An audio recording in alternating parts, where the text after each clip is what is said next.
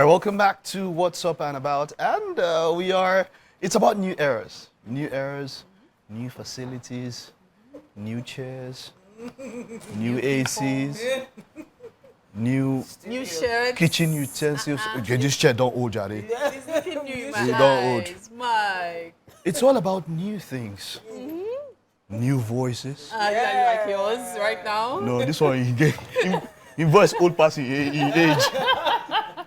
The voice is elder. But now you now see the guy, that one I say, Where is he? wait, now you get this voice? Yeah? Elder Edgar. Well, we are but welcoming the newest member of Wake Up Nigeria family. You must have seen that teaser on social media. Edgar is in the house. Edgar, you are welcome. It is great to have you. Thank you very much. Yeah, that voice never come out. Welcome. Right, of course. Sound like that. Yes, you do. Actually, you love that. Of course, Titi also. Titi, good morning. You're Sound welcome. like Mr. Bean. Mr. Bean? Morning. Yes. No, I sound way better than Mr. Bean. Excuse me. He does. But Edgar, let's talk about you now a bit. We've seen you, your social media sensation, have a voiceover artist and all that. But let's talk about you. Your career. How did you get into entertainment? How was it growing up for you, and how you got to where you are now today? Well, thank you very much. First of all, I'm so grateful to be here with you guys. I mean, it's amazing. It's amazing so far. Welcome on board. Thank you. I studied performing arts in the University of Lagos 2014. I started 2014. And 2015, I mean, with theater, you get to meet people, come to the university, get actors for different events as well. And that was how I got to meet Femi Bakri, the owner of Cracks TV. He came around, he was looking for actors for a certain sketch. And then, from there, started doing little comedy skits. I started as a writer, actually. Started writing comedy skits at the time. And then from there, I went to Yaba Left Online. I also worked with Pulse Nigeria as a commercial writer. And then I started doing my own thing, creating content as well on social media. Wonderful. The progression up until when you started doing your own thing, even at such a young age and all of that, handling your own affairs and all of that, how's the scene, as it were? Because, today we're going to be talking about social media on our motivation segment, and that's something that we older people we're still coming to terms with, especially me. Just tips here, how you've been able to, succeed in the social media space. To be honest, it hasn't really been easy because with content creation, you have to always be in the faces of people every single time. So you create the content, and then the next 3 days they're asking for another one, and you have to keep doing that.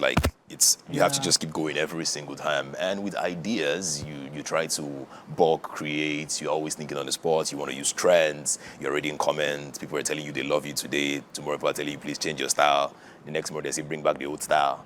But there's something you are known for. Is it roundup? There's something you do. Is it roundup of a year and all of that? So I call it monthly trailers. Okay, you do monthly, okay. Yeah, so monthly trailers. So what I do is I try to take the boring news and everything that's happening on social media, and how do I make it more hilarious for people to enjoy? Okay. So I do a monthly trailer of everything that happens that month and name it that month. So it's November 2024 or December 2024, and then I talk about everyone and just make it something hilarious for people to watch. So Edgar, I'm just wondering, all of this, if you're talking about TV skits and all, how did TV factor? No, let me ask right.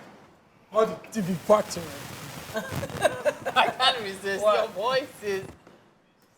I'm a radio person, so when I hear voices like yours, I'm thinking of how to use it. Different ways it can be maximized. But hey, TV, how did you come into that space? To be honest, I really do not even know. I mean, I just have a couple of ideas and things I've always wanted to try. And I've been in a couple of movies and, done a couple of presenting here and there one time, one-off, maybe just once in a while. And, so I was just open to it. So I received the email. Hey, Edgar, what's up? How you doing? We'd like to bring you up for an audition. Are you sure you're good? I'm like, okay, I'll try. I came in then, I was shaking out a bit for a little bit, but then we're all good. Just try. Yeah, good. But the fact that you've been, theater arts and all of that, it's all one space, and TV is acting. You continue to it. Well, yeah, I think there's somebody. So the question I was going to throw at you is very simple. So where do you think you should be in the next few years? What are your goals? I try not to plan next few years. Really? Yeah, way back growing up, I would always do, the next 5 years, I want to be doing this, I want to be doing that. I just take it a day at a time. Okay. I know that in the next few seconds I'll still be sitting here. That I'm sure of. that I am very sure. That one is certain. Yeah, that's a great way to think. Yes, that's a but, great way you know, to I think. take Because it a bit. I also have to tell myself that I have to learn to live in the moment. We plan so much for the future that we never actually get to live today. Let's live today. Edgar, pick that one from me. Okay? Nice one. Nice Yeah. one. Okay, living today. Sure. So, yeah, welcome to the I show. was going to ask, what's your favorite part of Wake Up Nigeria? You've been observing for a few weeks now. What's your favorite part? I think it's sports for me. Sports? I always enjoy when he talks about, because I'm an Arsenal fan. I think you're an Arsenal fan, I guess. If I hear. This one. Please. So, you know what? We're going to be, three of us are going to handle it today because you ask now. After Man City don't do now, you people can't take advantage. To be honest, yeah. How much more advantage? We should be doing 10 nil. Huh? We should be doing 20. Where are you? You are 9 points off the top. What club do you support, by the way, just to be very sure? Me? I support good football. Sporting Lagos. But I don't know. Look, let me tell you. You know all this you call yourself Man U fan and all that. If you were in a place where we had football as it were, we are all Lagos. You don't have an option. But Sporting Lagos, Ikorodu City, dead on MPFL. He likes Liverpool. Let's hear what. He's a Liverpool fan. He will not Yeah. admit it, but he likes Liverpool. Who talk that word? You know people have Off- accused me off of Chelsea, camera. Okay, accused me of Arsenal, accused me of Man U. So there's some people accuse me of Watford. Wow. But let's talk. So Mary, you do have something quite interesting. Yes, I wanted to mention. It's something I'm hoping we can really talk about. If we can't finish now, we'll probably talk about it in the next hour. Yeah. So I don't know if you guys came across that story of the 13-year-old boy who sued his parents for bringing him to Nigeria. So his parents brought him to Nigeria, put him in a boarding school, and this guy sued his parents for emotional stress, abandonment, and quite a number of things. And I'm looking back to all the people that I went to school with whose parents brought them from abroad. And I'm thinking, imagine if they all sued their parents. Where would their parents be now? What happens? The parents I said, mean- this was from the UK. The parents said that he had already started joining gangs. Yeah. That there was a fear of him even stabbing somebody. He denied They'd already it. seen him on all of that. And so they sent him to Africa. If you remember the case of Dele Ali was something like this. But it does happen where a number of kids came here and were disciplined. Yeah. And in this case, he did it via social services. I don't know, he found a way to contact them. And then the parents are in court. He has a lawyer. The parents have a lawyer and all of that. I'm like, what is this world turning into? So I'm just trying to imagine what the parents had seen or foreseen for them to take that step to pull him back and bring him back to Africa, to instill some African discipline in him.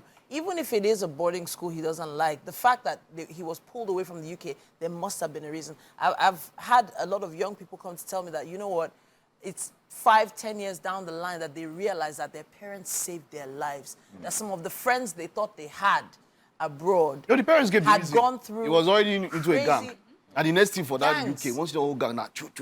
Yeah. That was it. The gang violence is crazy over there. It is. Actually, and I find it. Please go ahead. I mean, it is crazy with when you read the news and you see what is happening with, especially when you ask them for their age and all, Yeah. you see 13, 12, Yeah. 11, 10. Yeah. So yeah, it is crazy. It is And you know, Scary. what I was going to say is I find it really interesting how children have access to all of these services and without, getting to understand the parents even more, there's always that you are not giving the child the best because you're taking the child from the country. And it's also a warning, in quotes, to parents who have their children abroad or who their children grow up abroad. These are the things they should prepare themselves for. Yes, you might say you're raising your child right, but hey, you cannot control who your child gets exposed to. Exactly. For these Environment. parents, you can tell that they must have done a lot of scolding, a lot of talking, probably got fed up with it, could see that this boy was going the way of reunion and say, okay, you know what? We are going to rein you in and take you home. And then, according to him, they brought him under the guise of taking care of a sick relative. And Wow. from the way he's talking, you can tell this kind of boy is like, They got "Oh, him back please." home. Like, They got him back home. He's obviously somebody that his parents were trying to save. Yeah. But he's not looking at it that way. He's young, I can understand. But he's Yeah. not looking at it that way. He's just thinking to himself that, how dare you abandon me in Africa? Hello, is Africa one? So it's so one crazy. dog? The gang violence can be so crazy over there that there are some places where you can't even buy a new pair of sneakers and walk It down won't- the it street. won't get home with you. It won't come home with Nah, you if you are not nah. a member of a particular gang that is either supporting or backing you up to protect you. So in the end, some of these kids don't actually have a choice but to join one in order to sort of Protect themselves. protect themselves. So bringing kids back to Africa is saving the parents a lot of heartache. Especially to be that honest. age group, Yeah. that particular age range. You need that.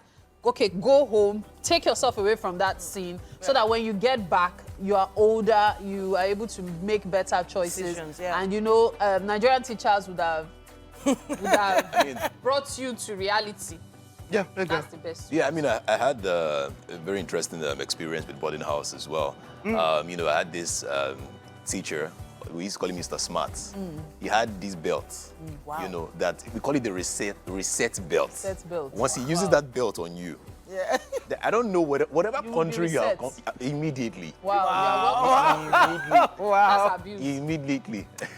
You know, for us older ones, it's hard to distinguish between discipline and abuse, Yeah. but we learn from it. Well, let's hear your thoughts. What are your thoughts on this one? Just drop it in the comment section. We will be back after this time out.